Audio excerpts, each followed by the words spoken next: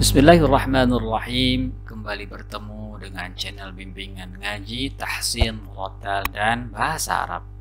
Pada kesempatan ini kita akan lanjutkan kajian Manzumah al-Muqaddimah Fima yajibu ala qari'il Qur'ani ay ya'lamah libni al-Imam al-Jazari rahimahullahu ta'ala. Dan sudah masuk ke bab makharijil huruf atau tempat-tempat keluar huruf. Dan pada pembahasan ini dimulai dari bait ke-9 sampai 19. Saya akan bacakan terlebih dahulu.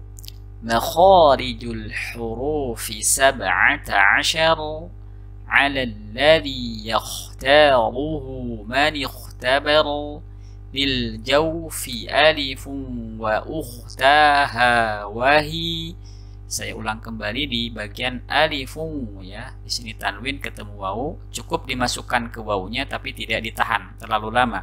Seperti hanya ketika kita membaca Al-Qur'an, karena ini ya misalnya hukum idghamil gunnah. Jadi alifun wa ukhtaha wahi. Jadi cukup begitu. Hurufu maddil lil hawa'i tantahi. Saya ulang kembali, maddil lil, hurufu maddil lil hawa'i tantahi.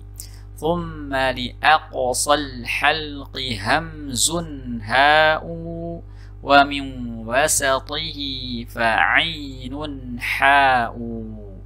Adnahu ghainun kha'uha wal qafu. Aqsal lisani fawqu thumma al kafu.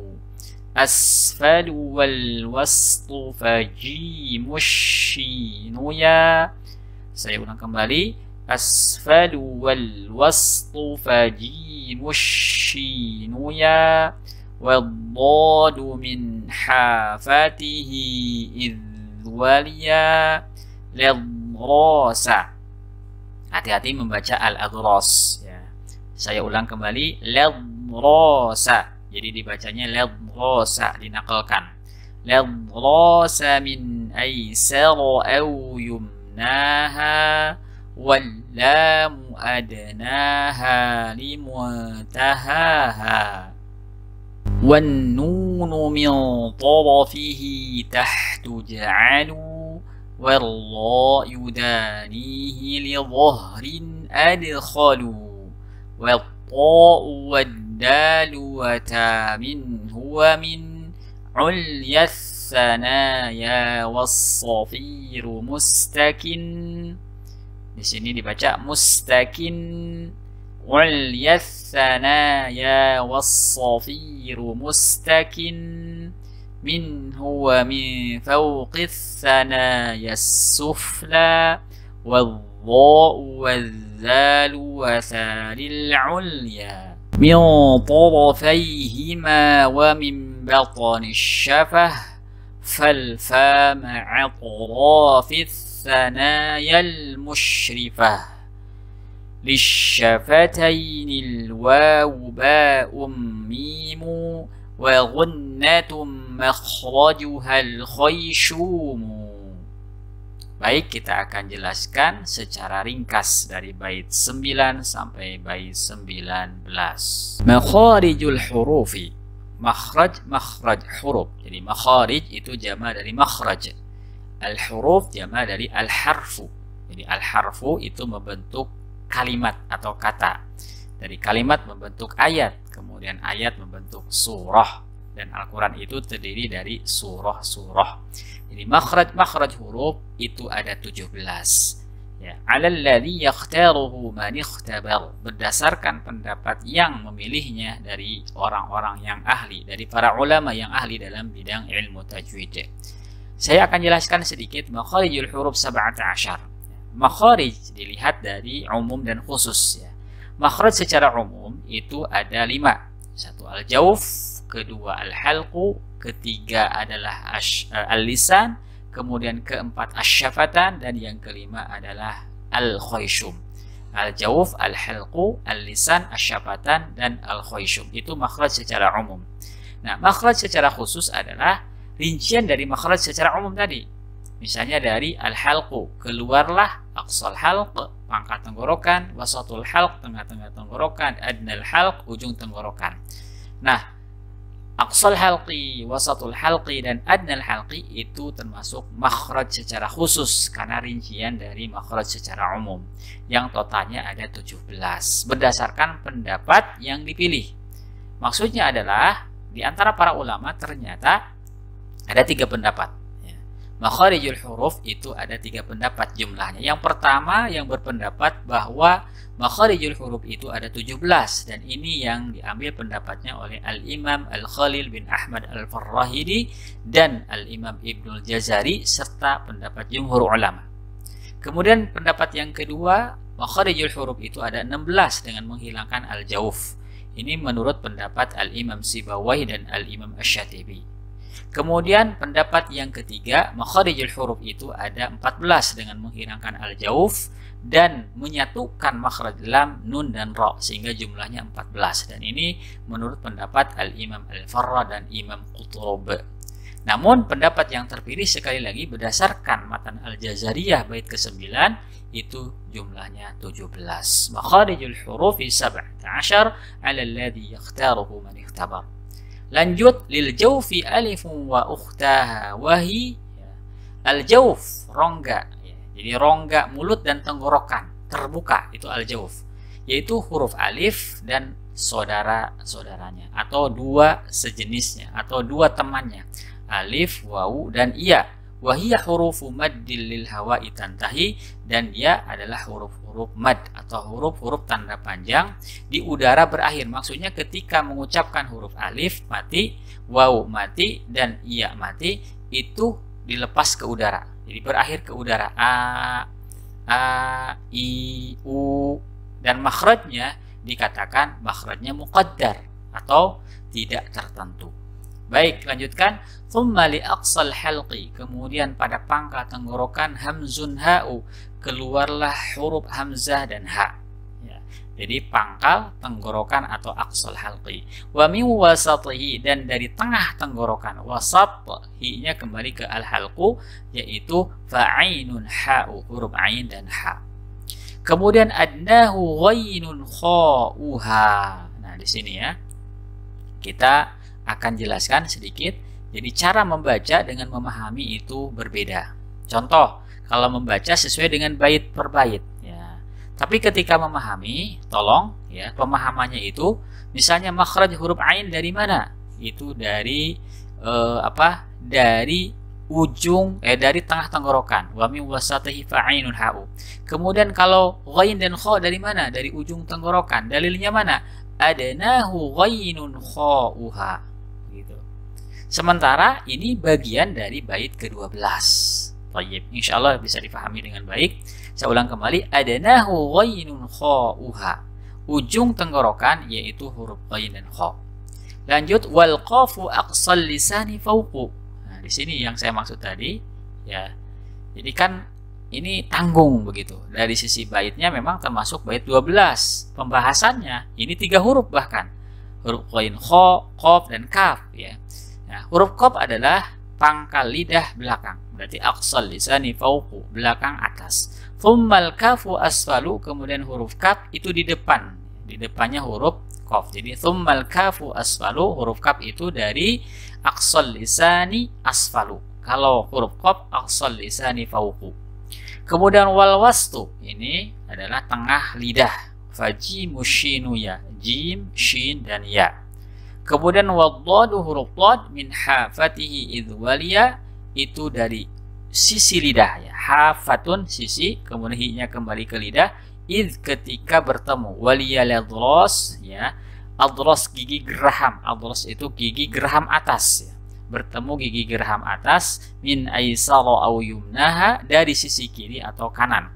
Bahkan dalam penjelasannya dari kedua-duanya juga boleh. Sisi kiri atau kanan, bahkan kedua-duanya. Sehingga kalau kita ditanya, makhraj huruf dhad itu dari mana sih? Dari ujung, dari sisi lidah.